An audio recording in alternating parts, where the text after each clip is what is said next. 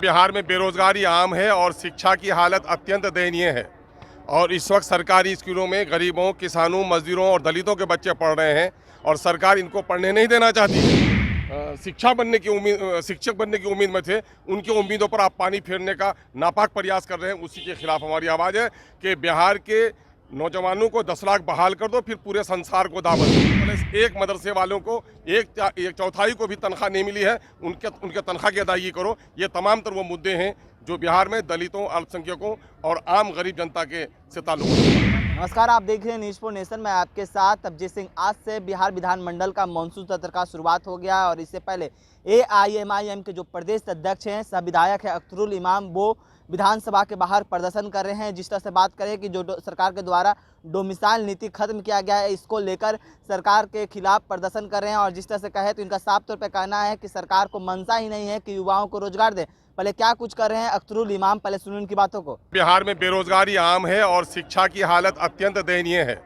और इस वक्त सरकारी स्कूलों में गरीबों, किसानों, मजदूरों और दलितों के बच्चे पढ़ रहे हैं और सरकार इनको पढ़ने नहीं देना चाहती है। 500 बच्चे हैं और 2 शिक्षक है, कहीं 1 शिक्षक है। और ऐसे वक्त में जब 1,70,000 शिक्षकों की बहाली की बात आई तो जिन लोगों ने DLED किया, जिन लोगों ने BEd किया, जिन लोगों ने CTET किया, BTET किया, यही काफ़ी था उनकी बहाली के लिए। फिर आपने BPSC से इम्तिहान लेने की बात कही है और कहा आपने डोमिसाइल को भी लागू नहीं रखा है। तो जाहिर है कि बिहार के बेरोजगार जो शिक्षक बनने की उम्मीद में थे, उनकी उम्मीदों पर आप पानी फेरने का नापाक प्रयास कर रहे हैं। उसी के खिलाफ हमारी आवाज़ है कि बिहार के नौजवानों को 10 लाख बहाल कर दो, फिर पूरे संसार को दावत दो। और उर्दू TET का पिछले 12 साल से आपने वो रिजल्ट जारी नहीं किया है, उसको रिजल्ट दो। 1,70,000 में एक भी उर्दू शिक्षक बहाल नहीं हो पाया है, उनकी बहाली को यकीनी बनाओ।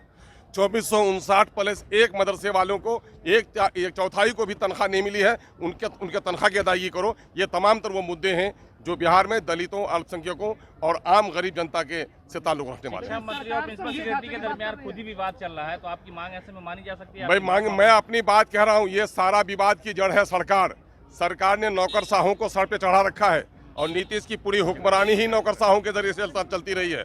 अब तो ये इम्तिहान है राजद के लिए और जदयू के लिए, वो क्या करेंगे। लेकिन जनता के सवालों पर आवाज़ बंद नहीं रहनी चाहिए, ये सवाल तो हम करते रहेंगे। नहीं, अब उनका क्या मामला है, अरे उनका वो जब थे सरकार में उनका भी आचरण वैसा ही था, कभी भी ये लोग हितैषी नहीं रहे हैं। ये खास ग्रुप है इस देश में जो गरीबों के बच्चों को पढ़ने नहीं देना चाहते हैं और बीजेपी का उनसे लगाव है। बीजेपी जो भी कुछ कहेगी ऊपरी मन से कहेगी, उनकी नीयत थोड़े सही कभी रही है।